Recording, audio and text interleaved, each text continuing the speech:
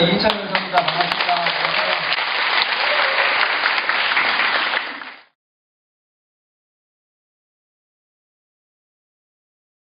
대한민국의 주인은 국민이다. 대통령이에요?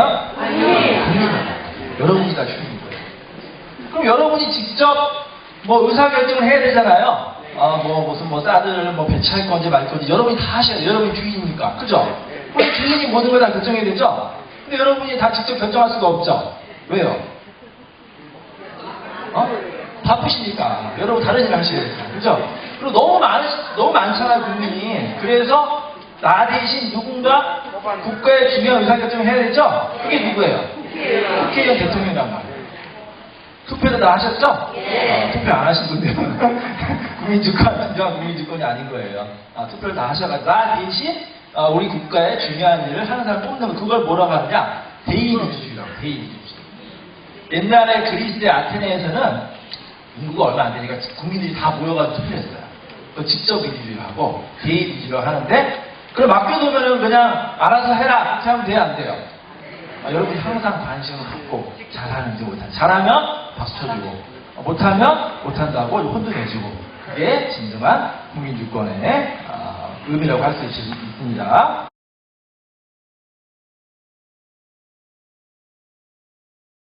자, 이건 무슨 의미예요? 모든 사람이 평등하다는 거예요. 평등, 남녀, 돈이 많건 적건 다 평등하죠, 여러분?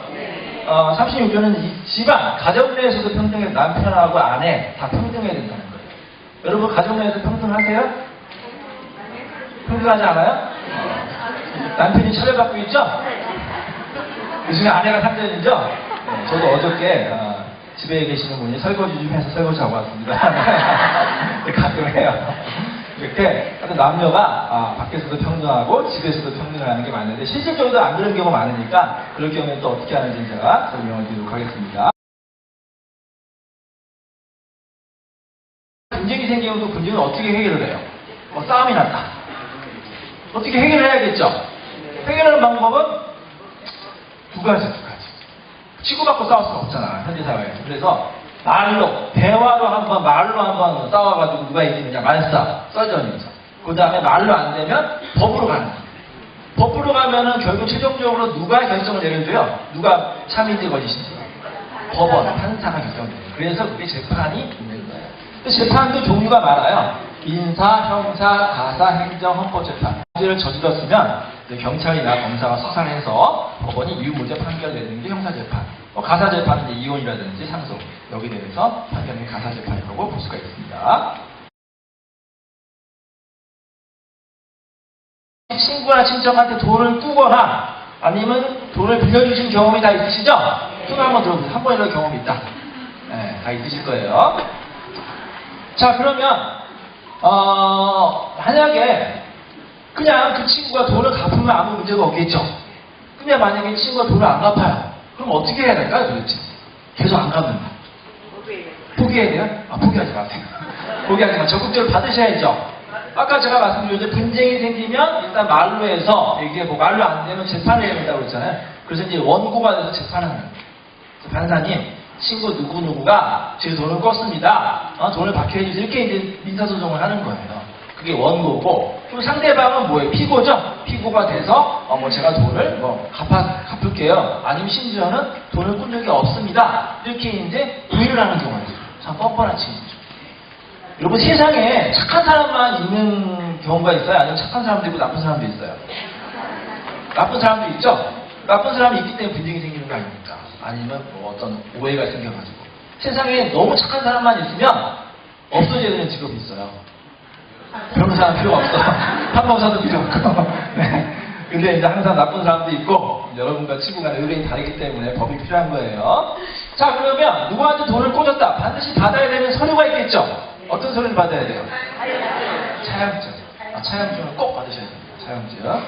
자, 여러분 한번 써보세요. 오늘 몇 가지 서류 작성법에 대해서 알려드릴 테니까 메모지 있으면 한번 써보시고, 아니면 귀찮으면 그냥 스마트폰으로 찍으셔도 돼요. 여러분께는 특별히 제가 인증해드릴 테니까 한번 찍어보세요.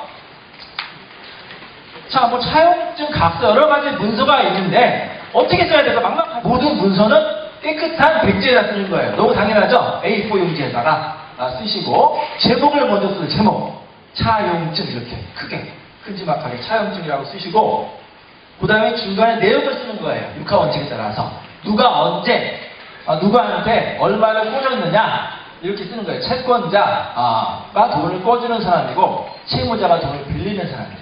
그 다음에 차용금 얼마 변제기 언제까지 갚아야 되느냐 그 다음에 이자 연 몇 % 이렇게 이제 쓰면 되는 거예요. 아셨죠? 여기서 이 채무자 돈을 꿔가는 사람의 인적사항을 좀 자세히 적으셔야 돼요. 채권자 돈을 빌려주는 사람의 인적사항은 그냥 이름만 적어도 되는데 돈을 빌려가는 사람은 자세히 적어야 돼요. 이름, 연락처, 주민등록번호, 특히 주소를 꼭 적으셔야 돼요. 주소를 왜 꼭 적으셔야 될까요? 네?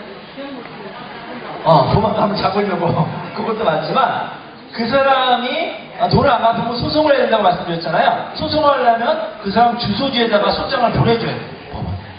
그래서 주소를 모르면 재판이 진행이 굉장히 어렵기 때문에 꼭 주민등록번호는 빠져도 좋지만 주소는 꼭 기재를 하셔야 됩니다. 실제 주소를 기재를 하시고요. 자, 그럼 이자를 받아야 되는데 이자는 연 몇 %까지 받을 수 있을까요? 연 25%까지. 개인 간의 거래는 연 25%까지.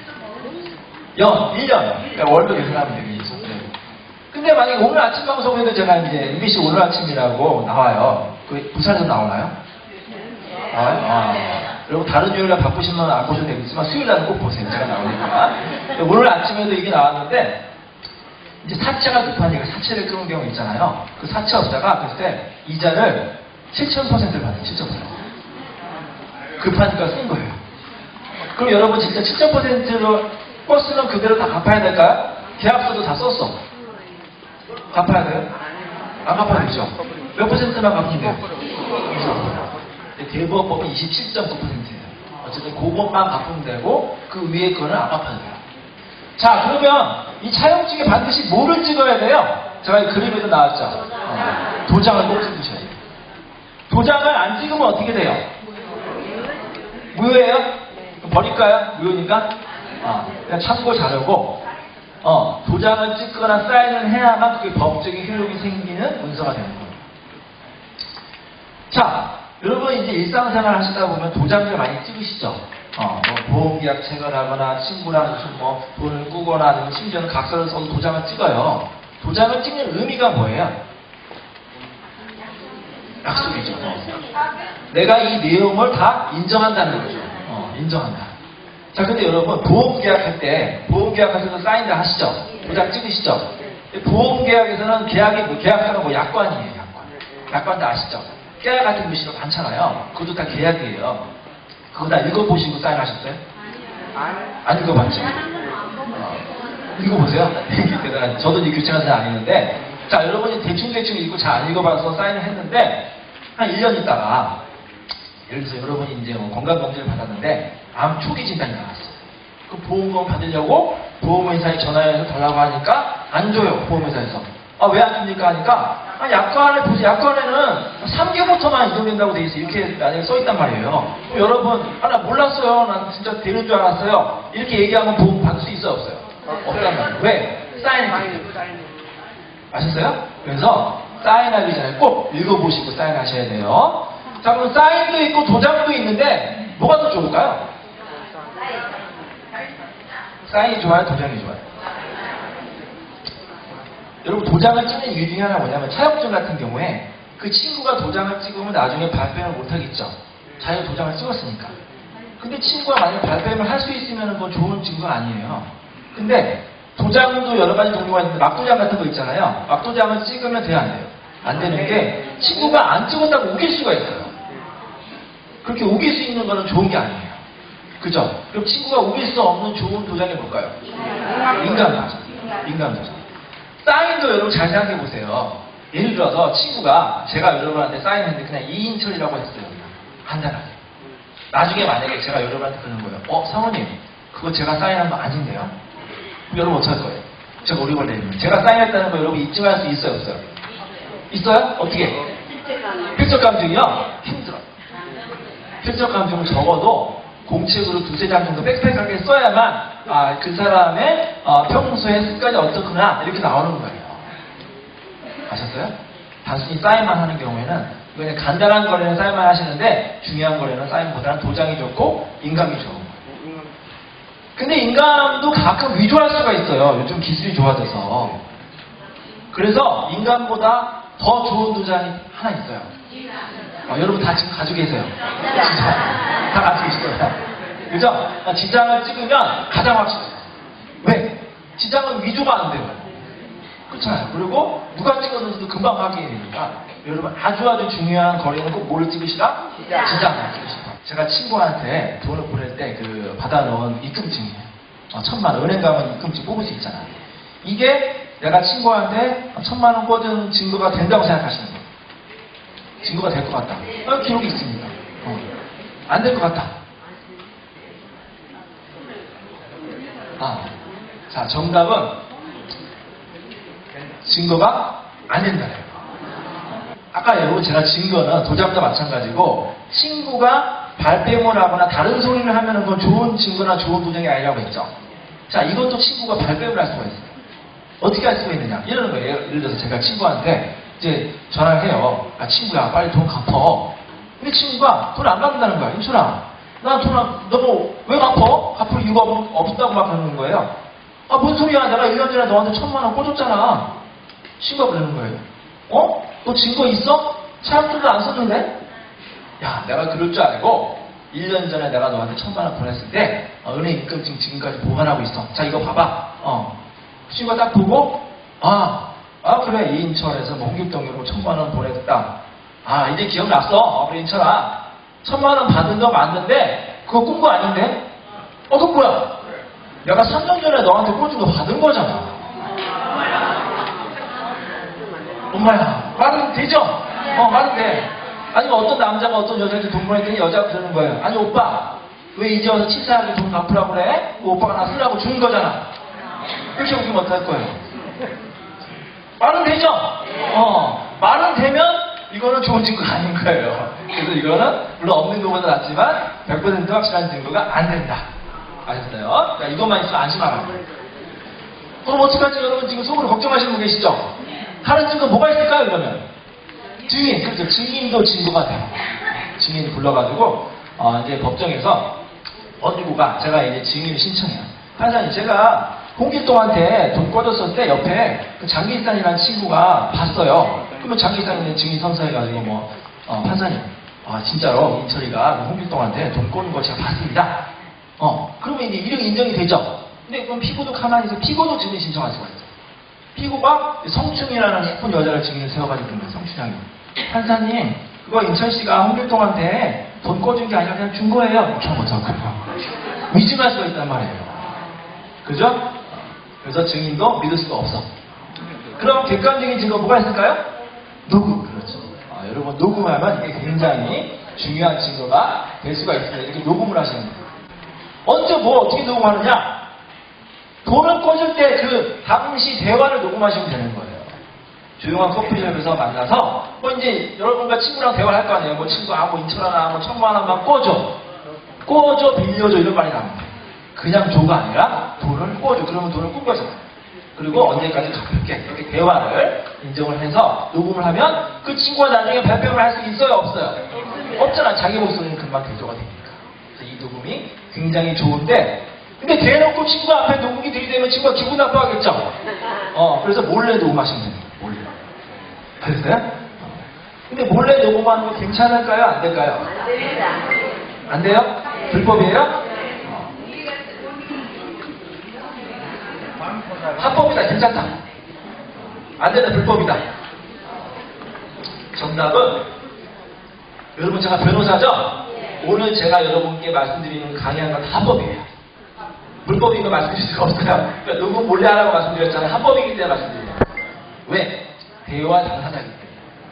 같이 있는 사람끼리는 몰래 녹음을 해도 괜찮아요. 언제 안 되냐면 이 통신비밀보호 보면은 타인 간의 대화를 몰래 녹음하면 처벌한다고 되어 있어요. 타인. 예를 들어서 여기 없는 사람이 몰래 녹음기 설치하고 나갔다. 그건 타인이죠. 그런 경우에 그 사람 불법이에요. 근데 같이 있는 사람끼리는 우리나라에서는 괜찮아요. 아셨어요? 더 간단한 방법은 뭐냐면, 여러분 스마트폰 많이 쓰시죠? 스마트폰으로 전화로 친구랑 얘기하는 거예요. 뭐 인천하고 돈 꿔줘, 뭐 언제 갚으래. 그런 대화를 녹음하세요. 여러분 통화하실 때 잘 보면 거기 녹음 버튼 있죠? 그걸 누르시면 돼요. 합법이니까 우리나라에서 만들었잖아요. 근데 미국 제품 아이폰 같은 경우에는 그 기능이 없어요. 왜냐하면 미국에서는 반드시 상대방 동의를 받고 해야 돼요. 여러분 트럼프 대통령과 무슨 뭐 FBI 국장하고 막 이렇게 논란 있는 거 뉴스 보셨죠? 그래서 뭐 몰래 뭐 누구 했냐 아니냐, 그게 왜냐하면 상대방 동의를 반드시 받고 해야 돼요. 우리나라에서는 동의 없어도 여러분 다 증거를 많이 활용할 수 있으니까 꼭 그렇게 많이 활용을 하시기 바랍니다. 증거가 정말로 중요해요. 가장 확실한 증거가 서증, 사용증 같은 거고요. 그 다음에는 이제 뭐 증인, 녹음, 이런 객관적인 증거가 반드시 있어야만 법원에서 인정이 될 수가 있는 거예요. 그러니까 증거 없어도 가끔 이런 분이 있어요. 변호사님, 그거요. 증거 없어도 괜찮아. 왜? 제가 알고 변호사님이 알고 하나님이 알잖아요. 근데 제가 그러죠. 저는 이제 선생님 말을 믿는데 아마 판사님은 안 믿을 겁니다. 판사는 믿게 해야 될 거 아닙니까? 그죠? 여러분은 뭐 친구한테 돈 꿔줬다고 판사님 잠깐 맹세합니다. 그럼 상대방은 뭐라고 해요? 판사님 저도 맹세합니다. 안 꿨어요. 이러면 어떡할 겁니까? 그래서 항상 객관적인 증거가 있어야만 재판에서 승소할 수 있다, 이렇게 보시면 되겠습니다. 꼭 10년 안에 친구한테 돈을 받아야 돼요. 돈을 안 주면 소송이라도 해야 돼요. 그래야지만 그게 이제 소멸시효가 안 없어요. 고전 지금 11개월 됐어. 지금 한 달 남았어. 근데 친구 돈 안 갚아. 그러면 어떻게 하면 될까요? 다시 받으면 돼요. 아까 말씀하신 대로. 그러면 그때부터 다시 10년 연장되는 거예요. 아셨죠? 그러니까 10년 안에 문자가 증거 될까 안 될까요? 안 돼. 잘 모르겠죠. 근데 일반적으로 문자, 카톡 같은 경우에는 상대방 그거 내가 보낸 거 맞습니다. 인정을 하면 증거가 되는데 부인할 수가 있어요. 판사님, 그거 문자 제가 보낸 거 아닌데요? 그거 누가 보냈어요?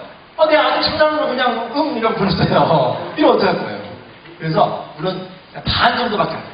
확실한 증거는 아셨어요? 문자 가지고는 조금 부족해요. 자, 그러면 이제 아까 말씀드린 채용증을 받으시면 되고, 근데 만약에 10년 넘었다. 그럼 권리가 없어지잖아요. 그럼 여러분 예를 들어서 1억을 꽂았어, 친구한테. 10년 넘었어. 그럼 포기해야 될까요? 권리가 없어졌으니까? 권리가 없어졌는데? 10년 지났다니까. 참 못 받았어, 지금. 자, 이때는 어떻게 하면 되느냐? 여러분, 집중하세요, 집중. 아주 고급 정보예요, 고급 정보. 여러분만 알고 계시는 방법. 요것만 알면은 10년, 죽었던 권리를 다시 살아날 수가 있어요. 받을 수가 있어요. 아셨어요? 단, 여러분과 저랑 약속해 주셔야 돼요. 여러분만 알고 계셔야지 다른 사람한테 알리면 안 돼요. 좋은 정보를 알리면 안 돼요. 아셨죠? 약속하시는 거예요. 이렇게 하면 돼요. 자, 일단 10년이 지나서, 근데 그 친구는 법을 잘 몰라야 돼요. 그 친구가 여기 있으면 안 돼요. 여기 없어야 돼요. 없는 친구여야 돼요. 그 친구를 불러요. 불러서, 오랜만에 만났을 거 아닙니까? 불러서 아주 근사한 식당에 내려가서 최고의 식사를 대접을 하세요. 친구한테. 그리고 최고로 맛있는 술집 가서 술도 사주세요. 아셨어요? 돈 좀 쓰세요. 그러면 친구가 어떤 생각이 들겠어요? 그래도 친구가 양심적인 친구일 거 아닙니까? 안 되는 사기꾼이면 그거 빼고 어느 정도 그냥 보통적인 사람이 어떤 생각이 들겠어요? 돈도 껐는데 식사도 대접받으면 미안한 생각이 들겠죠? 그래서 이제 친구랑 실제로 대화를 시도하는 거야. 녹음기를 켜놓고 대화를 시도하는 거예요. 야, 친구야, 너 내가 오랜만에 봐서 반갑긴 한데 너 그거 11년 전에 내가 너한테 꿔준 거 있잖아. 그 1억 원 내 전재산이고 나도 정말 힘든데 너 왜 아직도 안 갚니? 그럼 친구가 뭐라고 하겠어요? 미안하다고 할 거 아니야. 미안해. 조금만 더 기다려. 항상 그랬어. 조금만 더 기다려주면 내년에는 꼭 갚을게. 얘기하겠죠? 지금 녹음하고 있어요. 거기다가 그럼 여러분 미리 뭘 준비해 가느냐? 차용증을 딱 준비하고 가고 있다가 친구가 미안하다고 할 때, 야, 그러면 내가 1년만 더 기다릴 테니까 여기에 도장 하나만 찍어줘. 아셨어요? 친구가 만약에 도장을 딱 찍는다? 야호! 되는 거예요. 여러분 권리가 다시 살아나서 다시 10년 연장되는 거예요. 죽었던 권리가 살아나요. 자, 근데 친구가 좀 약간 이게 좀 머리가 좋은 친구야. 법은 모르는데 이거 좀 도장 찍는 거야. 도장만 좀 안 찍어줄래? 그냥 믿어줄 수가 있겠죠? 그럼 녹음도 돼 있으니까 증거가 되고, 그럼 이렇게 하면 돼요. 자, 친구가 좋아. 너 그럼 1억 원 다 갚기 힘들지? 그럼 이자라도 먼저 갚어. 다음 달에 100만 원만 내 통장으로 자동 이체하면서 거기 뭐라고 쓰냐? 돈 꾼 거에 대한 이자라고 써서 보내줘. 다음 달에 다시 이자를 받으면 또 내 권리가 살아나요. 아셨죠? 좋은 정보죠? 박수 한번 나와야 되겠죠? 여러분, 징계가 아까 이제 제가 이제 그 어떤 남자가 여자한테 돈을 이제 줬더니 그 여자가 그러는 거야. 아, 오빠, 왜 이제 와서 치사하게 달라고 그래?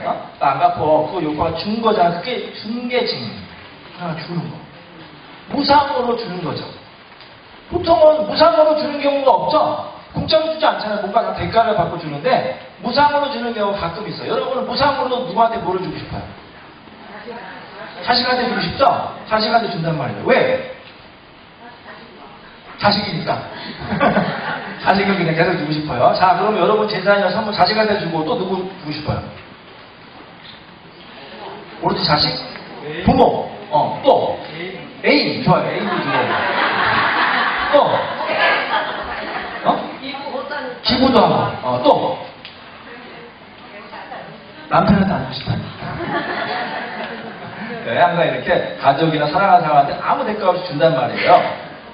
근데 좋아요. 그 뭐 자식이 사랑하니까 주는 거 좋은데 만약에 그 받은 자식이나 애인이나 가족이 나를 배신한다.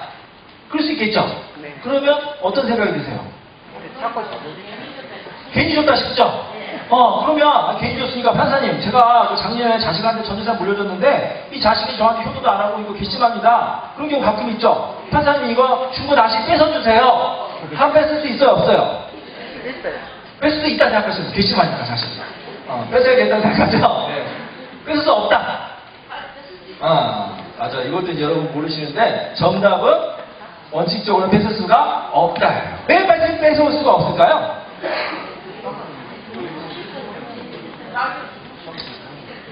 여러분, 모든 법률의 의미는 일단 계약을 하면 약속을 한번 지켜야 되고요. 한번 주면 그걸로 끝나는 거예요.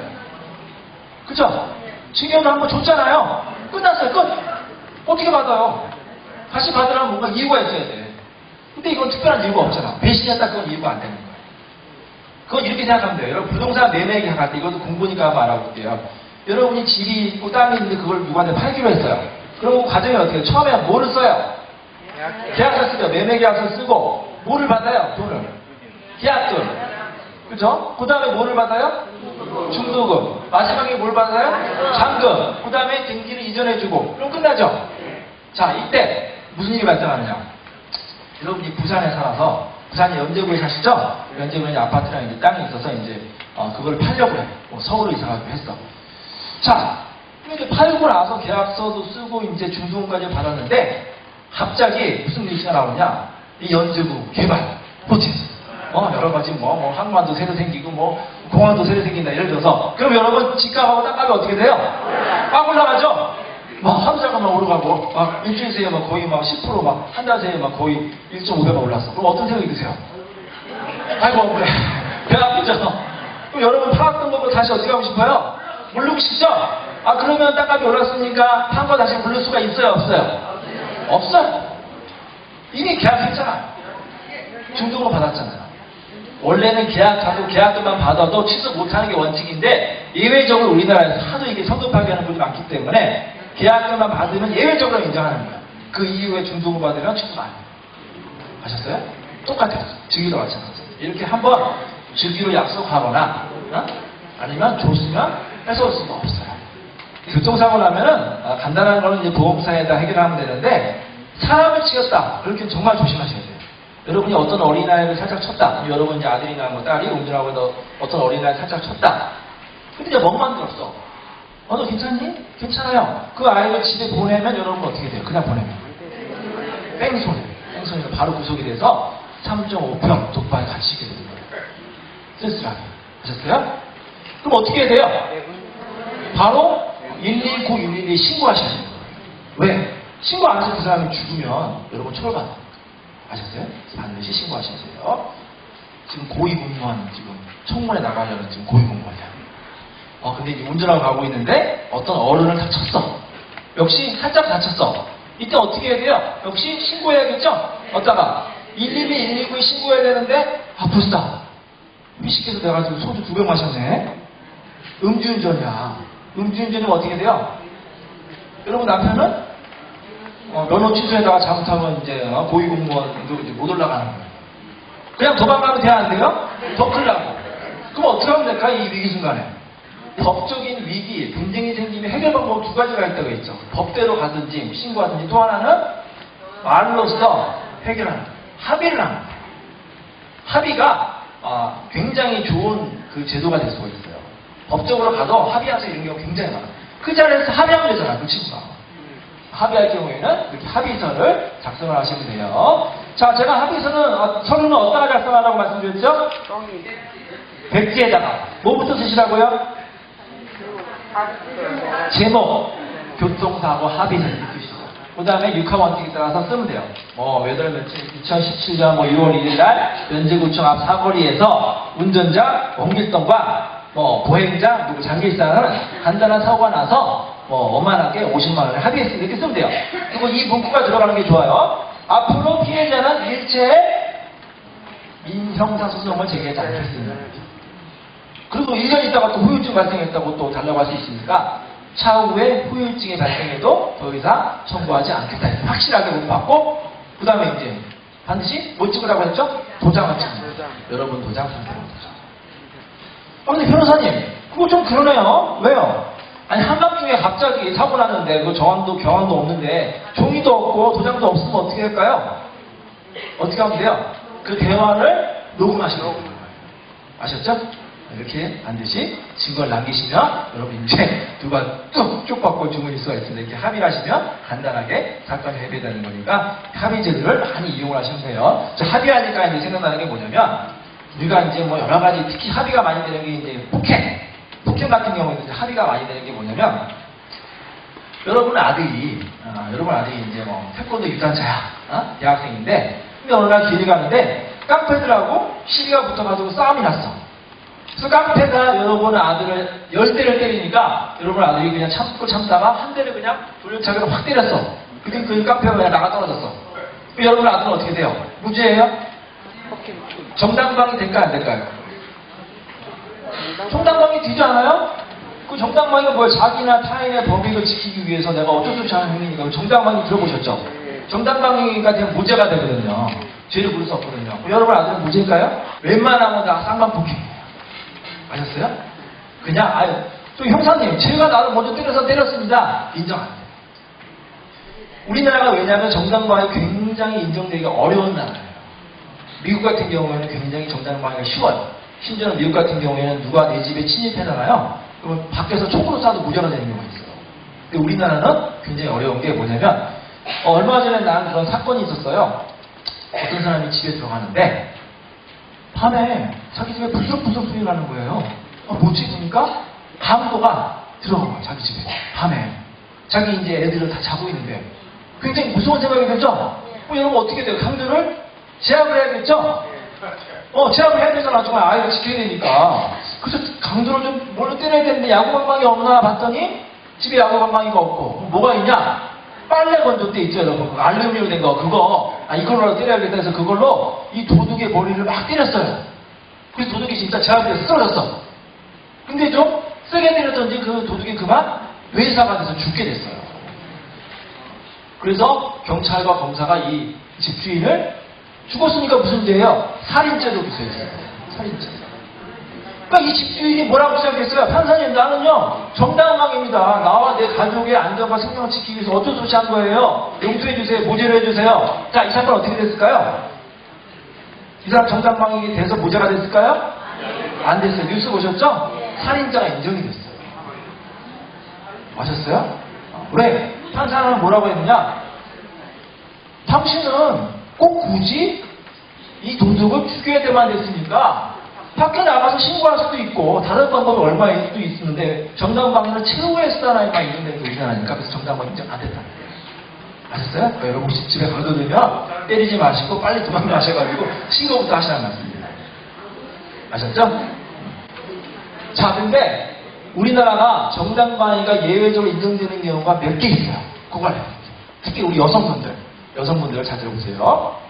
이제 한 10년 전쯤 일어났던 일, 이것도 실제 사건이에요. 어떤 여자분이, 한 20대인 젊은 여자분인데, 밤에, 여러분 저를 보세요. 이거 보면 이제 답이 나올 수 있어요. 저를 먼저 보셔야 돼요. 밤에 이제 골목길을 가는 거예요. 아주 옛날에는 이제 밤에 막 CCTV도 없고 굉장히 어두운 골목길 다 아시죠? 그럼 골목길을 가서 이제 여기서부터 이제 시작이고 저기가 이제 집이에요. 저기까지 이제 걸어가는데, 좀 무섭죠? 그게 뒤에서 남자 2명이 막 따라와.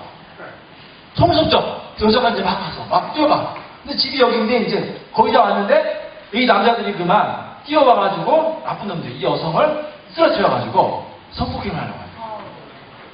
아무도 없어. CCTV도 없고. 굉장히 무섭죠. 지금 너무 다급한 상황이에요.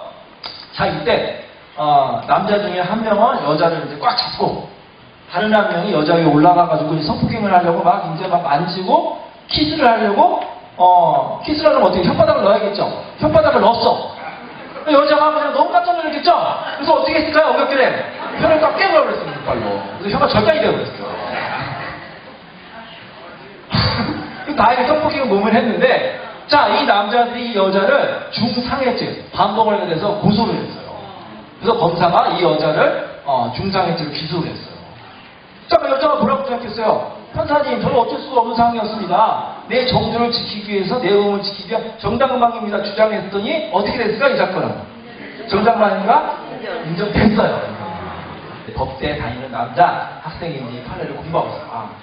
마음에 들지 않는 사람이 키스하면 이제 혀를 깨물어서 정당방위 처벌 안 되는구나. 이제 판례를 공부하고 있는 법대생이 있었는데, 굉장히 잘생긴 꽃미남이에요. 꽃미남인데, 이 남학생을 좋아하는 여학생이 있었어요. 선배 여학생. 근데 그 여학생은 좀 등치가 좀 크고, 좀 약간 우격한 스타일의 여학생인 거예요. 근데 이 여학생이 이 남학생을 좋아해요. 근데 이 남학생은 여학생을 안 좋아해요. 다른 여자가 좋아하는 거예요. 불행은 이때 시작되는 거예요. 삼각관계. 자, 근데 이 여자가 이제 마음만 끙끙대고 앓고 있다가, 이 남자의 마음을 어디서 담겨볼까 했는데 이 남자는 계속 거봐. 근데 어느 날 이제 회식 자리가 왔어요. 이제 그 학생들끼리 회식 자리가 왔는데, 이 여학생이 이 남자 옆에서 이제 술을 마시게 됐어요. 술을 마시니까 이 남학생이 더 멋있어 보이는 거야. 그래가지고 술이 좀 거나게 취하니까 이 여학생이 그만 못 참고 이 남학생한테 키스를 해버렸어요. 엄격하게. 이 남자 깜짝 놀랐겠죠? 자기가 평소에 싫어하는 여자 갑자기 키스하니까 머릿속에 어떤 생각이 들었겠어요? 팔레. 깨물어야지. 자기를 지키기 위해서 혀를 꽉 깨물었어요. 그래서 한 반 정도가 여자가 혀가 잘렸어요. 자, 이 남자 역시 기소가 돼서 중상했죠. 이 남자가 법정에서 뭐라고 주장했을까요? 당연히 판사님, 판례대로 나는 정당방위가 무죄입니다 주장했겠죠? 자, 이 사건에서는 어떻게 판결 나왔을까요? 판사가 안 돼. 넌 정당방위 안 돼. 왜? 넌 남자잖아. 상대방이 나를 만지는 거, 싫은데 상대방이 나를 가늠하는 게 성폭행이죠? 그리고 여러분 결혼하신 분들은 남편이 다 싫은데 안 했죠? 한 번도. 한 번이면 하면 여러분 남편은 어떻게 돼? 처벌되겠죠? 그래요? 그게 아니라 우리 형법상 처벌하는 거는 싫은데 하는 거, 동의 없이 하는 거 플러스 강제성. 폭행 협박을 통해야만 성폭행과 성추행이 되는 거예요. 아셨어요? 그래서 신고에서 인정되는 거는 뭐 강도 아까 말하는 그 골목길 사건 있잖아요. 그거 너무나 뻔한데 다툼되는 건 뭐냐면 여자는 강제로 당했다고 주장하고 남자는 좋아서 했다고 하고 다 그거 가지고 다투는 거예요. 여러분 연예인들 많이 뉴스 보셨죠? 다 그것 때문에 싸우는 거예요. 그죠? 그럼 여러분이 지금 형사법정에 지금 성폭행을 판결하는 판사라고 생각해 볼게요. 여자는 판사님 저 이 남자한테 강제로 당했어요. 이 남자 처벌해주세요. 고소했는데 남자는 뭐라고요? 판사님 무슨 소리예요? 우리 좋아서 했어요. 저들을 안 때렸습니다. 억울합니다. 그렇게 하겠죠? 누구 말이 맞을까요? 여러분 항상 법적 분쟁에서 뭐가 중요하다고 말씀드렸어요? 증거가 중요해요. 증거 가지고 보는 거예요. 판사 얼굴 보고 판단하는 게 아니에요. 증거 보고 이게 성폭행인지 아닌지 판단하는 거예요. 그럼 도대체 무슨 증거가 있을까요? 성폭행 증거. 가장 확실한 거는 CCTV 아니에요. 동영상. 동영상에 벌써 때린 거 있다. 그럼 이걸 확실하겠죠? 근데 바보가 아닌 이상 CCTV 앞에서 때려가지고 하는 놈은 없겠죠? 그래서 대부분 성폭행의 증거는 간접적인 증거로 인정을 해요. 직접적인 증거는 없고. 간접적인 증거는 뭐가 있느냐? 전후 사정. 예를 들어서 CCTV 같은 경우에는 호텔에 들어간다 그러면 호텔에 다정하게 팔짱 끼고 들어오고 막 뽀뽀하고 나온다. 이게 성폭행이 아니에요. 아닌 거로 좋아서 했구나. 그걸 판단하시면 돼요. 아니 문자 같은 거로 이제 판단할 수가 있는 게 얼마 전에 이제 이모 연예인이 있었는데 고소를 당했어요. 성폭행. 굉장히 잘생긴 연예인이야. 남자 탤런트인데 여러분 다 아실 거예요. 어떻게 된 사건이냐면 어떤 남자가 이 남자 연예인과 여자를 소개를 해줬어. 셋이서 이제 소개를 해줬어요. 그래서 셋이서 같이 식사도 하고, 근데 이 소개해준 사람은 먼저 집에 갔고, 이제 이 둘이서 좀 친해졌는데 여자가 집에 갔어. 근데 이 남자 연예인이 그 집을 따라갔어. 따라가서 이제 그 집에서 이제 성폭행 당했다고 여자가 그 다음날 오후에 고소했어. 고소했는데 막 여기 막 상처도 받았어요. 시퍼렇게 막 먹는 상처. 맞았습니다. 진단서도 막 떼고 DNA 검사하니까 양성 반응 다 나와가지고 고소해서 누가 봐도 이거 성폭행이죠? 근데 이 남자는 결국에는 남자 연예인은 무죄가 됐어요. 왜 무죄가 됐을까요? 바로 문자 하나 때문에 거죠. 문자. 카톡. 여러분 카톡 많이 드시죠? 카톡 하나가 이 남자를 살렸어요. 자, 어떤 카톡이 나왔느냐? 여러분 잘 보세요. 보통 상식적으로 성폭행을 당한 여자가 그 여자가 카톡을 보내는데 누구한테 보냈냐면 이 남자 연예인이 소개해준 주선자 있죠. 그 사람한테 카톡을 보냈어. 성폭행 당했다고 한 다음날 아침에. 자, 어떤 문자를 보낼까? 일반적으로 성폭행 당했으면 막 화내고 막 항의하겠죠. 뭐 이런 나쁜 사람을 소개해줬느냐, 나 성폭행 당했다 막 항의하겠죠. 근데 이 여자는 어떤 문자, 어떤 카톡을 보냈느냐? 굿모닝. 어제 너무 즐거웠어요. 우리 내일 맛있는 거 먹으러 갑시다. 그 카톡이 복구가 됐어요. 그거를 딱 이 남자 연예인 변호사가 지금 제출했어요. 자, 이거 봐라. 이 여자가 지금 거짓말하는 거다. 그죠? 성폭행 당한 게 아니라 우리는 좋아서 한 거다. 그 카톡 하나가 이 남자 인생을 살린 거예요. 여러분 아들이 이렇게 억울한 피해 안 당하니까 이 세 가지만 알려드릴 테니까 이 세 가지만 기억하면 억울하게 안 당할 수, 꼬박한테 안 당할 수 있어요. 처음 보는 여자랑은 하지 말거라. 다 제가 무슨 경우가 처음 보는 여자가 고소하는 거예요. 아니 뭐 한 달 1년 동안 사귄 여자가 고소하겠어요? 아니잖아. 대부분 처음 보는 여자를 조심하시고, 두 번째, 특히 술에 만취한 여자는 절대로 건드리지 말아요. 술에 취한 여자. 왜? 이것도 연예인이 어떤 연예인이 있었는데요. 한 1년, 2년 전에 무슨 공주 남자 이런 찍은, 아시죠? 그런 남자 연예인이 있었는데 이거 비슷해. 어떤 남자 둘이 어떤 여자를 만나서 같이 밥과 술을 마셨는데 술을 너무 많이 마신 거야. 그래서 여자가 그냥 쓰러졌어요. 술 너무 많이 마시면 쓰러지는 여자 있죠? 쓰러지니까 이 남자 둘이 여자를 들쳐업고 집으로 끌고 왔어. 끌고 와서 그 남자 연예인이 그 여자랑 관계를 가졌다는 거예요. 근데 절대로 때리진 않았어요. 여자도 때리진 않았대, 남자가. 근데 고소했어요. 자, 이때 만약에 때리지 않았는데 이 술 취한 여자랑 만약에 잤다. 그럼 죄가 될까요, 안 될까요? 돼요. 왜? 준 강간죄는 설령 때리지 않아도 술에 만취한 여자, 자기 의사결정 능력이 없잖아요. 술에 만취하거나 마취를 했거나 그런 여자랑 만약에 건드리거나 자면은 무조건 처벌합니다. 아셨어요? 그러니까 절대로 두 번째, 술에 취한 여자를 건드리지 말거라. 이게 두 번째고, 마지막 세 번째. 그러면 이 아주머니 그냥 너무 그냥 눈이 휘까닥 해가지고 처음 보는 숫자냐를 잤어. 아들아 너무 걱정하지 말고 다음날 문자 카톡을 주고 바꿔라. 어머니 무슨 문자요? 이렇게 보내. 굿모닝. 어제 좋았어요? 그 여자가 너무 즐거웠습니다. 이런 문자 카톡 있으면 안심됩니다. 증거를 확보하시기 바랍니다. 그러니까 딸을 위한 세 가지 팁을 알려드릴게요. 첫째, 딸아, 남자는 나 늑대다. 처음 본 남자 조심해라. 똑같고, 두 번째, 만약에 그 늑대 같은 남자가 여러분 딸한테 몹쓸 짓을 하는 성폭행을 막 시도하려고 한다. 근데 보통 우리 여성분들은 가끔 그래요. 저 판사님, 변호사님 너무 그때 부끄러워서요. 그냥 가만히 있었어요. 그러고 당했어요. 부끄럽다고 가만히 있으면 돼요? 안 돼요? 우리 여성분들. 안 돼요. 적극적으로 어떻게 해야 돼요? 노. 거부사고지. 항거를 해야 돼요. 그래야만 이게 나중에 그 사람을 고소할 수가 있지. 가만히 있으면 어떻게 한다? 동의한 걸로 간주가 될 수 있기 때문에 적극적으로 거부, 항의 의사 표시를 해야 된다. 세 번째, 그럼에도 불구하고 이제 만약에 이런 몹쓸 당할 경우 역시 증거 확보하는 거예요. 그때 문자를 보내야겠죠? 항의하는 문자, 아니면 그 사람한테 사과를 요구하는 그런 음성이라든지 이런 녹음이라든지 문자, 각서 같은 걸 받으면 그 사람을 고소할 수가 있습니다. 자, 여러분 사기는 누구한테 당해요? 사기꾼. 사기꾼은 사람이죠. 여기다 사람 때문에 당하는 거, 사람 잘못 만나는 거. 부동산도 마찬가지야. 예를 들어서 서울에 사는 이제 부부가 이제 부산에 직장이 단련받아가지고 부산으로 이사 오기로 했어요. 부산에 이사 오기로 했는데 전세를 오고 싶어. 전세.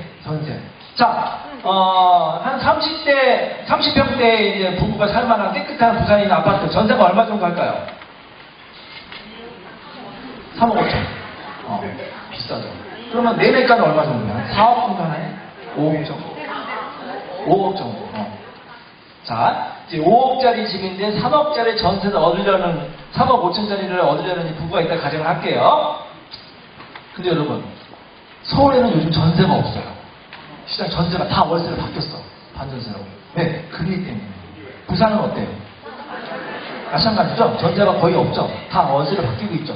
근데 이 부분은 월세가 이제 부담되니까 전세를 구하려고 이제 연재고 뭐 이제 다 돌아다녔는데, 9군데 다 월세야. 그럼 어떡하지? 딴 데로 가야 되나? 마지막 집에 딱, 아주 원하는 조건이 나왔어요. 전세고, 이제 깨끗하고, 뭐 너무너무 좋아. 야, 너무 좋다. 빨리 부동산에서 계약합시다 했더니 그 집주인이 그러는 거예요. 부동산 가면 복비 내니까 우리 직접 거래합시다. 직접 거래할 수 있죠? 직접 거래해가지고 계약금 주고 일주일에 3억 5천 주고 잔금 주고 이사 왔어. 자, 행복하게 살고 있는데 일주일 있다가 띵동띵동 어떤 사람이 찾아왔네? 이걸 찾아왔을까요? 진짜 집주인 찾아왔어요. 이 사람들 쫓겨났어요. 그래서 3억 5천 다 날렸어요. 그 사람은 누구예요, 그러면? 사기꾼이 그 집에서 집주인 행세를 해가지고 전세를 갖고 도망가서 이런 경우 꽤 있어요. 그러면 사기꾼인지, 진짜 이 집의 주인인지 어떻게 알 수가 있을까요? 뭘 보면 돼요? 그렇죠. 등기부 보면 아주 간단하게 볼 수 있어요. 등기부. 등기소까지 안 가도 돼요. 인터넷 따라 치면 5분입니다. 여러분이 뭐 할 줄 없으면 여러분 아들이나 공인중개 사무실 가서 띄워보세요. 주소만 하면 다 볼 수 있어요. 대한민국 누구나. 아셨어요? 요거 보면은 아주 많은 정보가 다 나와 있어요. 홍길동이 주인이고, 홍길동. 박 씨는 전주인. 박 씨가 홍길동한테, 우리 전주인은 관심 없어. 현재. 그러니까 여러분 부동산 등기부등 보면 갑구 있죠? 갑. 힘이 센 게 갑이잖아요. 갑구의 제일 마지막이 현재 주인인 거예요. 제일 마지막 홍길동. 주소도 나와요. 이 집의 주인은 인천에 사는 홍길동이 주인이구나. 그럼 여러분 앞에 있는 사람이 진짜 인천에 사는 홍길동인지 신분을 확인하면 되겠죠. 뭐 보고? 주민등록증 운전면허증 보고 나오잖아요. 두 개를 비교하시면 사진도 보고. 그럼 최소한 사기꾼은 아니란 말이에요. 집주인 맞구나. 그리고 또 계약금하고 잔금은 현금으로 두지 마시고 누구 통장으로 보내야 돼요? 홍길동의 명의 통장으로 보내시기 바랍니다. 그러면 어느 정도 안심이 되는 거예요. 그죠? 근데 가끔 이 홍길동이가 아니라 부인 나오는 경우 있죠. 부인. 예를 들어서 여러분이 이제 그 아까 뭐 문재인 대통령 집에 이제 계약하겠다. 그분이 이제 홍길동에서 이사 오셨잖아요. 청와대로. 홍길동 집 누군가한테 팔아야겠죠. 그런데 이제 예를 들어서 문재인 대통령하고 계약을 했어. 근데 이제 그 대통령이 바쁘니까 누구랑 이제 계약을 해요, 보통? 김종숙 여사님하고 이제 계약을 해요. 그래서 이제, 부인 아니까 이제 여러분이 이제, 돈, 계약서도 김종숙 여사하고 쓰고 이제 계약서하고 자꾸 다 줬어. 이제 내가 이제 대통령이 살던 집에 이제 내가 집주인인데, 얼마 있다가 전화 왔어. 문재인 대통령님한테. 사모님, 그 매매 계약, 그 계약금 왜 안 주세요? 무슨 소리예요? 그 한 달 전에 그 부인 김종숙 여사님 줬는데? 아이고, 불쌍. 왜? 지금 이제 좀 실례되는 말이 예를 든 거예요, 재밌게. 아직 부부싸움에서 지금 원수가 됐는데. 그래서 나 안 주는데. 그럼 어떻게 돼요? 사이가 너무 좋으시더만. 어쨌든, 이제 재밌게 하는 거예요. 그러면 여러분, 다시 줘야 돼요. 왜? 본인한테 줘야지. 대리한테 주면 안 돼요, 원칙적으로. 물론 이제 위임장하고 다 이제 확인했으면 되는데, 위임장 같은 거 없이 배우자한테 줘도 소용이 없는 거예요. 부부는 이심동체죠? 그냥 조라고 이심동체고 법적으로 남인 거예요. 아셨어요? 반드시 본인이라고 하셔야 돼요. 부모 자식간에 마찬가지예요. 남이에요. 법적으로. 반드시 본인이라고 계약하시고 본인한테 주셔야 돼요. 공동소유인데 한 명만 계약하면 돼요? 안 돼요? 안 돼요. 둘이 같이 해야 돼요. 공동소유니까. 3명이다. 3명 다 같이 해야 돼요. 뭐 근저당 이런 말 나오죠? 근저당이 뭐예요? 근저당. 이제 담보 대출이 얼마냐 그거예요. 근데 여러분이 세입자면은 의고 대출 얼마 있는지 따질 필요가 있어요, 없어요? 아니 2년만 살고 나오는데 왜 그걸 따져요? 왜요? 대출 안 갚고 경매가 돼서 내가 순위가 밀릴 수 있단 말이에요. 아셨어요? 만약에 경매가 됐는데 어떤 집이 경매가 됐어요. 채무자가 막 여러 명이야. 누군가 그 집을 낙찰을 받겠죠? 자, 5억짜리 집이면 얼마 정도 낙찰이 돼 보통? 뭐 4억이나 4억 5천에 낙찰될 거 아닙니까? 1, 4, 4억이 낙찰됐다. 근데 이 집에 지금 1순위로 은행에 근저당이 얼마가 있는 4억이야. 여러분이 전세가 지금 3억에 2순위야. 그리고 3순위 많이 있어. 자, 그러면 이 4억 낙찰을 받은 돈, 이 4억을 법원이 누구부터 줄까요? 은행부터 주는 거야, 은행. 그럼 은행이 지금 얼마예요? 4억이죠? 그럼 4억을 그냥 가혹하게 다 가져가죠? 여러분 세입자가 지금 3억을 받을 돈이 있어요, 없어요? 법원에서 못 받아봐. 그럼 결국엔 누구한테 받아야 돼요, 다시? 집주인한테 받아야지. 집주인이 내 돈 가져갔으니까. 집주인한테 딱 가려고 했더니 집주인이 인천공항에서 지금 갔네. 어디로? 필리핀으로. 그럼 못 받는 거예요. 이게 바로 깡통주택인 거예요. 아셨어요? 자, 그러면 내가 집주인을 찾아가기 전에 어디서 받는 게 가장 확실해? 이 법원에서 은행보다 빨리 받아가면 되겠죠? 은행보다 순위가 앞서면 되는 거 아닙니까? 그럼 내가 은행보다 순위 앞서려면 어떻게 하면 돼요? 그렇죠. 되기 전에 확정일자 받는 거예요. 확정일자. 세입자는 뭐 등기까지 하면 확정일자 받는 거예요.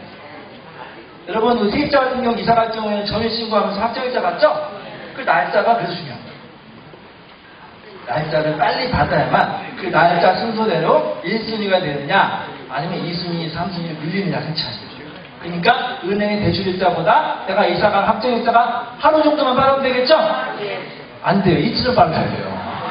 계약할 때 갖고 울고 꼼꼼히 확인해 보시고 또 한 번 떼어봐야 돼요. 언제? 잔금 주기 직전에. 왜?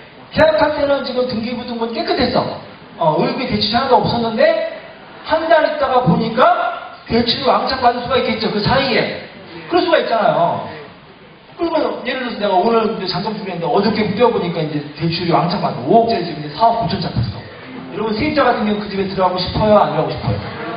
안 들어가고 싶죠? 계약도 해지하고 계약금도 고스란히 받을 수 있는 방법 뭐가 있을까요?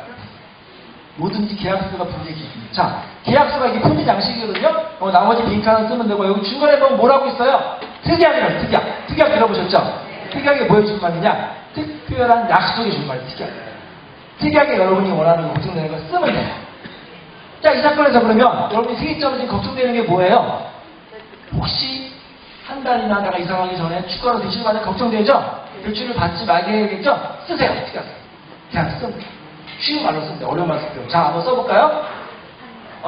만약에 계약한 이후에 추가로 틀렸다 한번 말씀해보세요. 집주인이 대출을 받으면 이 계약을 어떻게 한다? 무효한다. 해지한다. 그리고 계약금을 돌려준다. 그리고 도장 찍으면 되는 거예요. 모든 계약서에 다 특약을 쓸 수가 있어요. 부동산 계약, 전세 계약, 보험 계약에도 뭐 해준다 그러는데 막상 사고나면 잘 안 해주죠? 그럼 뭐 있으면 암 초기 무슨 암 다 해준다고 하면 쓰세요. 특약. 아셨어요? 쓰면 이기는 거예요. 여러분 보통 2년 계약을 하죠? 2년 계약은 가만히 있으면 어떻게 돼요? 끝나요? 연장이 돼요? 연장이 돼요. 똑같은 조건으로. 아무거나 똑같은 조건 연장이 돼요. 동거했는데 남자친구가 바람펴요. 소송할 수 있어요? 없어요? 없어요. 도울 안 해요. 동거했는데 남자친구가 사업에서 대박 났어. 대박 난 거 받을 수 있어요? 없어요? 재산분할로? 못 받아요. 이 동거까지는 법이 보호를 안 해요. 아셨어요? 근데 동거했는데 결혼시켰다. 그러면 40원이잖아요. 40원부터는 법이 보호를 해요. 그래서 헤어질 경우에는 위자료도 받을 수가 있고 재산분할도 청구할 수가 있어요.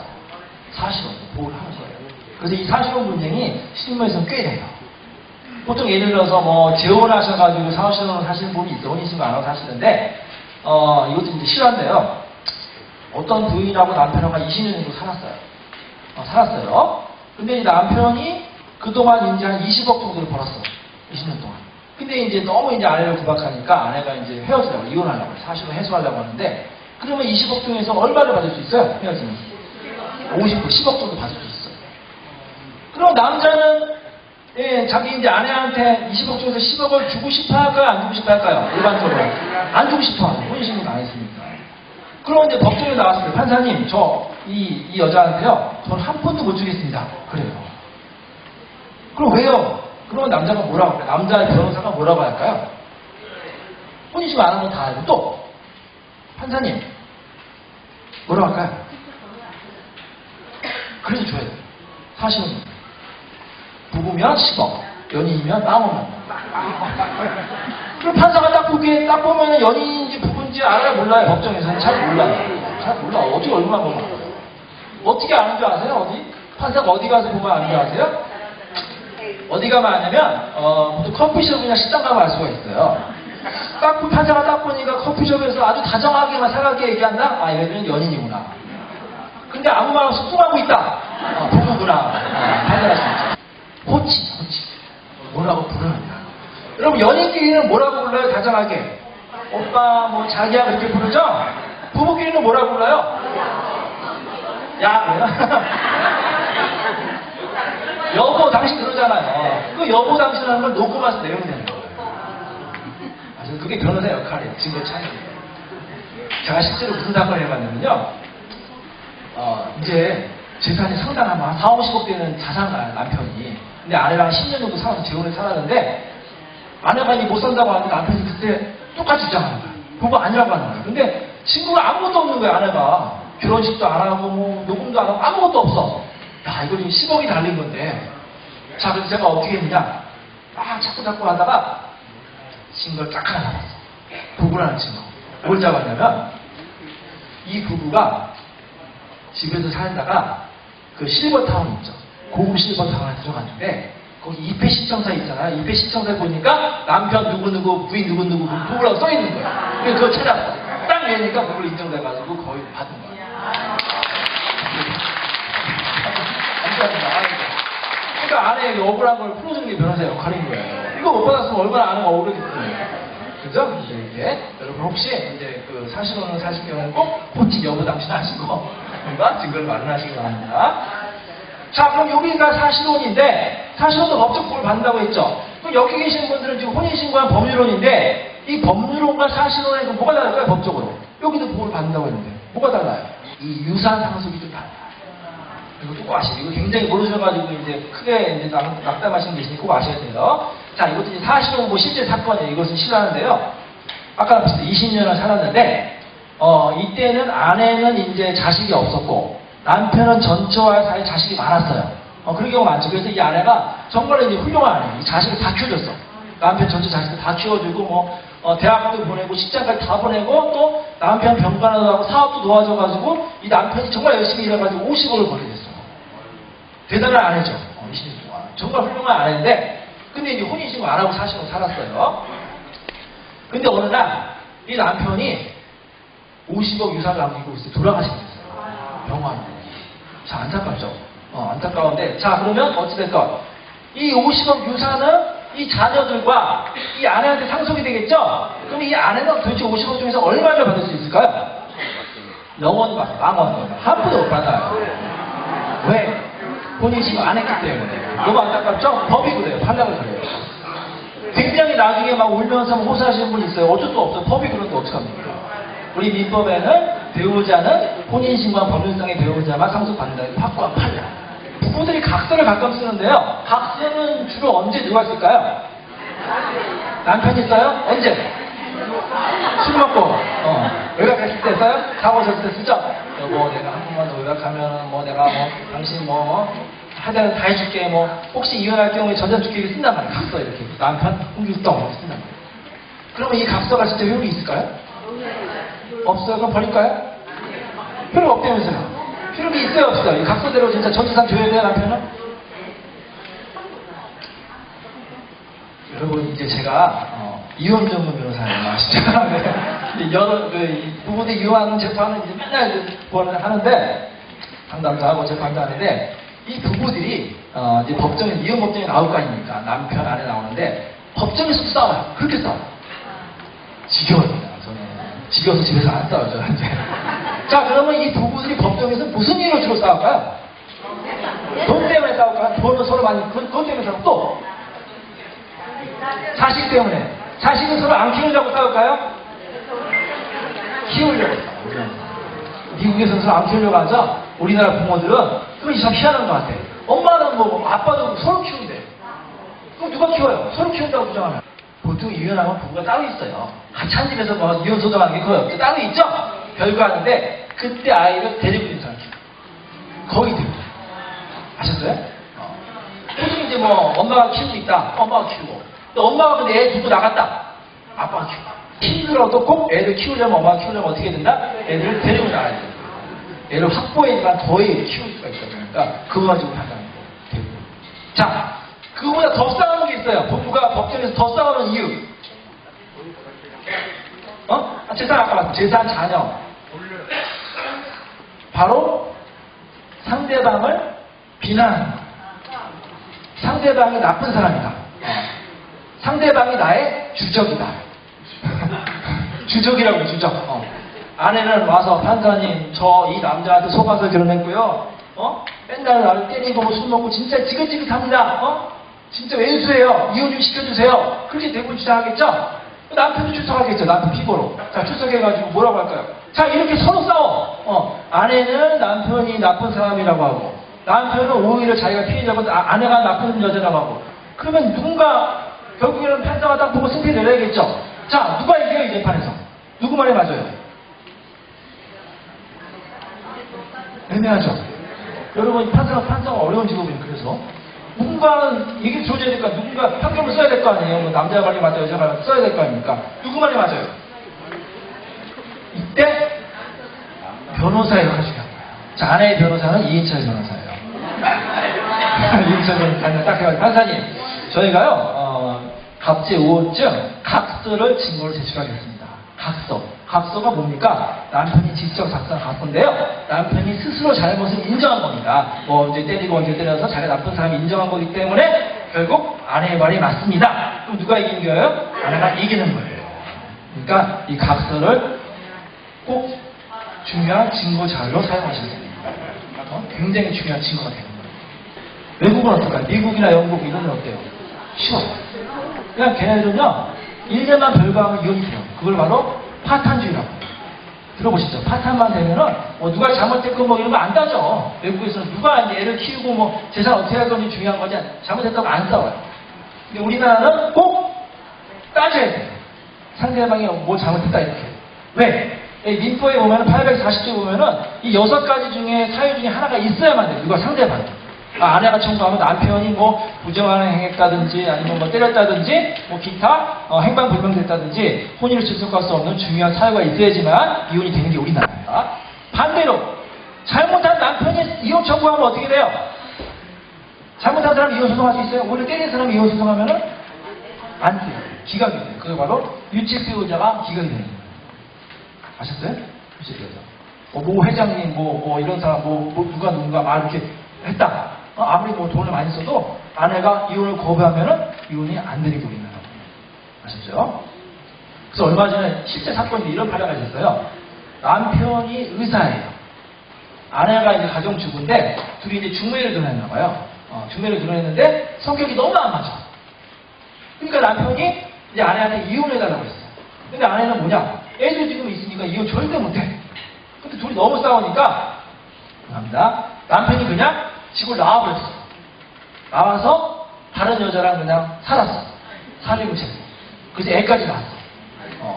근데 이제 원래 집에 이제 애들은 양육비 같은 거 다 보내주고 다만 아내하고 너무 성격이 안 맞아서 나왔단 말이에요. 무려 16년 동안 그렇게 삽니다. 막내가 없이. 그러니까 이제 여기 이제 여기 있는 여자는 뭐라고 해요? 빨리 이제 이혼하고 오라고 할 거 아닙니까? 애도 크는데. 그래서 16년 만에 의사 남편이 아내 보험처 찾아갔어. 제발 이혼 좀 해줘. 아내가 뭐라고 했을까요? 절대 못해. 내 눈에 흙이 들어가면 못해. 이런단 말이에요. 자, 남편이 어쩔 수 없이 어떻게 해요? 소송을 했어. 이혼 소송. 자, 이혼 소송하면 어떻게 될까요? 이혼이 돼야 안 돼요? 안 되죠. 유책배우자는 혼외자까지 있으니까 안 돼요. 그렇잖아요. 법적으로 안 돼요. 자, 항소했어요. 항소심에서 어떻게 됐을까요? 역시 이혼이 안 됐어요. 마지막에 대법원에 상고했어요. 대법원에서 어떻게 됐을까요? 이게 이제 유명한 사건이었는데, 원래대로 하면 이혼이 안 되겠죠. 근데 대법관님들이 이때 고민을 하기 시작했어요. 자, 우리나라도 이제 외국처럼 선진국은 다 이런 경우에 파탄주의에서 이혼되잖아요. 이혼을 시켜서 새 삶을 살게 하는 게 맞지 않느냐 했는데, 그 판례를 바꾸려면은 전원이 모여서 회의를 해서 과반수가 돼야 돼요. 근데 대법관님이 몇 명이 계시냐면 13분이 계세요. 13분이 계시면서 어떻게 결론이 났냐면 일단은 12분이 결론이 났는데 6대6이 됐어요. 6분은 이걸 시키자 이제. 6분은 안 된다 시기상조다. 이때 마지막 대법원장님이 어떻게 하셨냐면 아직까지 우리나라에는 이혼이 안 된다고 해서 한 표 차이로 이제 안 된다고 그런 사건입니다. 자, 여러분은 어떻게 생각해요? 제가 이제 항상 이제 강의하시고 하는데, 여러분이 대법관이다. 이 사건 아시죠? 16년간 남처럼 산 이 부부, 아내는 지금 이혼 못 해준다. 남편이 이혼한다. 남편은 잘못을 하긴 했어요. 자, 이 부부, 대법원 판결대로 절대 이혼하면 안 된다고 생각하시는 분. 이혼하면 안 된다. 아내가 불쌍하다. 안 된다. 자, 이제 이혼해도 된다. 이혼시키자. 네, 이혼시키자는 분이 좀 많은 것 같아요. 네. 이게 여론인데, 아직까지 이제 대법원에서는 아직 판례가 변경 안 됐고 한 10년 정도 후에는 바뀔 수 있으니까 한번 참고하시기 바랍니다. 부부관계 거부하는 거, 정당한 사유 없이 거부하는 것도 이혼 사유가 될 수도 있어요. 신혼부부는. 근데 나이 드신 분들은 안 될 수도 있어요. 그런데 참고하시기 바랍니다. 자, 그래서 이제 위자료와 재산분할의 문제인데, 위자료는 얼마 안 나고 재산분할의 문제되는데, 이혼할 때 재산분할은 뭐냐면 부부가 결혼 이후에 공동으로 형성, 유지, 관리한 재산에 대해서 각자의 기여도에 따라서 이제 분할하는 게 재산분할이에요. 그 문제는 뭐냐면 아내는 집에서 이제 그 살림하고 남편은 밖에서 돈을 벌면 남편은 뭐라고 하냐면 돈 안 주려고 그래. 판사님, 아내가 돈 번 거 하나도 없어. 다 내가 번 겁니다. 재산분할 절대 못 해줘요. 대부분 이래요. 그러면 진짜 집에서 살림만 하는 아내는 재산분할 못 받을까요? 받아요. 내주에 기여가 있잖아요. 누구 때문에 지가 밖에서 열심히 일하고 있는 거예요. 그죠? 내주에 기여가 있기 때문에 몇 퍼센트나 받을 수 있을까요? 아내분 같은 경우는 최대 50%. 이제 무조건 50이 아니라 이제 그 사건마다 30에서 50% 사이에 있습니다. 자, 이건 어때요? 남편이 밖에서 돈을 버는 게 아니라 남편은 백수인데 시부모님이 이제 아주 부자여가지고 시부모님이 이 아들한테 이 부산에 한 30억짜리 건물을 이제 사주신 거예요. 그러니까 아내가 이제 이날만 기다렸어요. 내가 이거 기다렸어요. 그러니까 시부모님한테 건물 그 증여받은 날 다음날 소송이에요. 판사님, 어저께 그거 시부모님 사준 것도 재산분할 해주세요. 돼요? 안 돼요? 안 되죠. 이 면도가 귀한 게 없잖아. 재산분할 안 돼. 그걸 크게잖아요. 자, 이건 어때요? 똑같은 케이스인데, 시부모님이 아들한테 이제 그 아들 부부한테 건물을 사주시니까 며느리가 너무 고마워가지고 건물을 가가지고 막 관리를 하는 거야. 청소도 하고 막 세입자 관리해가지고 10년 동안 관리 잘하니까 건물 가격이 막 올라갔어. 근데 10년에 만약에 이혼한다. 그 경비도 못 받아요, 아내가? 받아야 돼요. 기여가는 게 있잖아요. 30% 받을 수 있으니까 오늘의 교훈. 여러분 혹시 시부모님이 건물 물려주시면 빨리 가서 청소부터 하세요. 그리고 사진도 찍고. 그리고 치사해야 돼요. 한 몇 년을 버텨야 된다. 10년을 버텨야 돼 받을 수 있으니까. 지금 제 의뢰인 중에 버티고 계신 분들이 있으세요. 양육비도 말씀드릴 텐데 양육비는 이제 이혼할 경우에 자녀를 위해서 반드시 지급을 해야 되고요. 이제 부양료도 중요해요. 부양료. 이제 오늘 아침 방송에 나왔는데 여러분 그동안 누구 위해서 많이 희생하셨어요? 자식을 다 키워줬죠? 자식을 왜 키워주고 돈도 많이 투자했죠? 왜 그랬어요? 자식이니까 당연하게 보여주고 근데 법적으로도 그래야 돼요. 가끔은 자녀 버리는 부모님 있죠? 이거 안 되는 거예요. 우리 부모는 친권자로서 자녀가 성인, 만 19세 될 때까지는 부양의무가 있어요. 돈도 투자해야 되고 잘 키워줘야 돼요. 자, 이제 반대로 여러분은 생계 능력이 없다. 자식은 짱짱하게 잘 나가. 잘 나가죠? 60세 이상 되신 분 중에서 자녀한테 매달 용돈 꼬박꼬박 받으시는 분. 한 반 정도도 안 되시네. 못 받고 계신 분들을 위해서 제가 특별 선물 드리는 거예요. 뭐냐? 다음 달부터 여러분 자녀한테 매달 꼬박꼬박 용돈을 받을 수 있는 권리를 선물 드릴 거예요. 좋죠? 자, 여러분 자녀 위해서 그동안 부양에 돈도 많이 투자했죠? 그 돈으로 환산해보세요. 어마어마하게 되겠죠? 이거 부모 관계는 기부의 테이크예요. 여러분이 자녀한테 받아야 된단 말이에요. 그죠? 당연히 자녀는 여러분을 효도하고 법적으로도 부양의무가 있기 때문에 이 용돈, 생활비를 지급을 해야 돼요. 아셨어요? 매달 꼬박. 얼마씩 받을 수 있어요? 얼마씩? 능력에 따라서 이제 자녀 수입이 좀 적으면 한 20, 30만 원. 능력이 좀 많으면 한 100만 원 정도까지 받을 수가 있습니다. 아셨어요? 꼬박꼬박. 그래서 오늘 여러분 꼭 기억하시면 되는데 요 세 글자만 꼭 기억하세요. 뭐냐? 부양이에요. 부양료를 청구할 수 있으니까 오늘 꼭 기억하시고 오늘 집에 가셔가지고 오랜만에 자녀 아들하고 딸한테 전화하세요. 전화하셔가지고 그러니까 어머니 오늘 어디 뭐 좋은 일이지? 내가 부산 연제구청에서 강의 듣고 왔어. 강사가 누구였어? 이인철 변호사. 그래? 방송도 나오고 말도 잘하더만. 근데 무슨 강의였어? 딴 거 기억 안 나고 요거만 기억나고 부양력. 알겠어요? 그리고 또 계좌번호 빨리 적어야 된다는 거에 가장 줄 거예요. 안 주면은 그냥 소송하시면 돼요. 부양력을 받을 수가 있고 당연히 자식으로 해야 될 놀입니다. 뭐든지 열심히 최선 다해서 이제 해드려야죠. 자, 이렇게 부양력을 받는데 아유 변호사님 팔자 좋은 소리 하지 마세요. 왜? 부양력을 받기는커녕 자식들이 저한테 아직도 달라고 합니다. 그런 부모, 그런 자식이 있죠. 어떤 자식이 회사 이제 다니고 있는데 그런 거예요. 어머니 아버지 저 회사 너무 힘드니까 회사 좀 때려칠래요. 그럼 뭐 할래? 너 사업할래요? 또 사업자금 있어? 없지? 그럼 어떡할래? 어머니 집 있고 이 땅 있잖아. 그거 저 주세요. 그거 나 사업자금을 하게. 여러분 그 사업한다는 자식 집이랑 전재산 주면 돼요? 안 돼요? 쉽게? 안 주고 날려먹잖아요. 안 준다고 했죠? 자, 근데 어느 날 한 달 있다가 아들이 사색이 돼서 왔어. 엄마 아빠 나 큰일 났어. 왜? 나 지금 빚쟁이한테 쫓기고 있어. 고소당했어. 이거 나 3번째인데 그 수표 이거 고소 못 막으면 어떻게 돼? 3.5평 방에 가야 돼. 교도소 가야 돼. 그래도 안 주실 거예요? 내가 살아야 주시죠. 아들 교도소 간다는데 주시죠? 좀 준단 말이야. 자, 전재산 줬어. 주기 전에 맨날 와서 그냥 온갖 그냥 아양 떠는 자식이 재산 닦아주니까 어떻게 돼요? 이 딱 직접 그냥 알아요. 불효한다는 거예요. 괘씸하죠? 그 소송이 불효성. 판사님 그때 제가 전재산 자녀한테 얼마 전에 상담해 진짜로. 전재산 줬는데 그때 저를 돌보지도 않고 자기들끼리 잘 살아요. 혼내주세요. 이 준 재산, 증여한 재산 다시 뺏게 해주세요. 제가 처음에 뭐라고 했어요? 한번 준 거 다시 뺏을 수가 없다고 했죠? 단 예외적으로 조인성이한테 벤츠 사줄 때 어떻게 하면 만들 수 있다고 그랬어요? 값을 쓰라고 그랬잖아요. 조건으로 헤어질 경우에 그냥 똑같아요. 어떻게 쓰면 되냐? 효도 계약서 쓰고 주십니다. 효도 계약서 꼭 참고하세요. 쓴 자식하고 안 쓴 자식하고 누가 더 잘해요? 쓴 자식이 잘한다는 거예요. 그러니까 예방적인 효과에서 효도 많이 받으라고 여러분 팁을 알려드렸으니까 참고하시기 바랍니다. 자, 오늘 강의 여기로 마치려고 여러분 효도 많이 받으시고 건강하시기 바랍니다.